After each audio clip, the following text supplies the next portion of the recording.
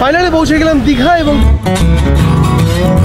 ঘড়ি কাটা সকাল 5টা আর ফাইনালি ট্রেন পৌঁছালো প্রায় 15 মিনিট লেট করে। 2 ঘন্টার জার্নির পরে পৌঁছে গেছি আমরা কোলাঘাটে। প্রথম যেটা সবচেয়ে গুরুত্বপূর্ণ কাজ হোটেল খোঁজা। ঘড়ি কাটা সকাল 5টা আর গরমের মধ্যে যাচ্ছি আমি দীঘাতে।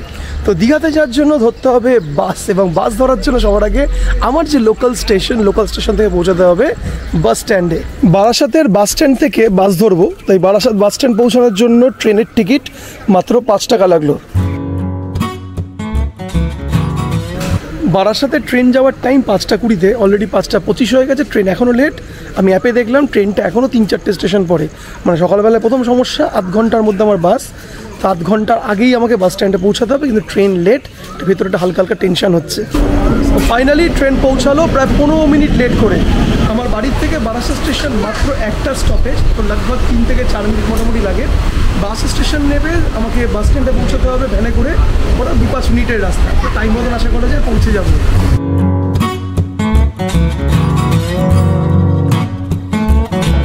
বারাসাত স্টেশন থেকে বারাসাত যে বাস ডিপো তার ডিস্টেন্স একদম একটুখানি, হেঁটে পথে 2 থেকে 3 minute.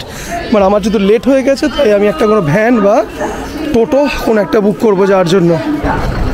Welcome to Barasat Titumir bus stand. এখান থেকে আমার বাস, চতুর্দিকে শুধু বাস আর বাস। দীঘায় যাওয়ার বাসের টাইমিং 6টা।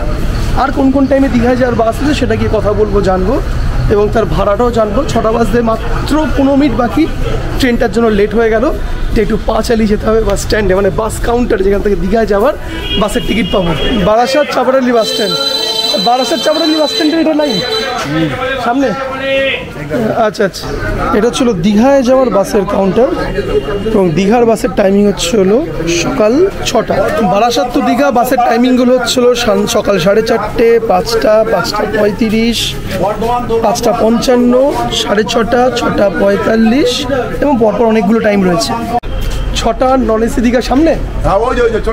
আচ্ছা আচ্ছা, সরকারি বাস এই হচ্ছে দীঘা যাওয়ার বারাসাত থেকে, যে এই বাসটি আমার জন্য অপেক্ষা করছে, আমার মতো অনেক টুরিস্টের জন্য। এই হচ্ছে দীঘা যাওয়ার সরকারি বাস। 2 ঘন্টার জার্নির পরে পৌঁছে গেছি আমরা কোলাঘাটে, এই হোটেলটির সামনে। এখানে 10 থেকে 15 মিনিট ব্রেক রয়েছে কিছু খাওয়া দাওয়ার জন্য। আমি একটু চা খাবো আর কিছু বিস্কুটস নেব। জার্নিটা জাস্ট বাসে উঠে ঘুমিয়ে পড়েছি, এত ক্লান্ত। ভোর 6টার সময় বাস ছেড়েছে, 4:30টার সময় বাড়ি থেকে বেরিয়েছি।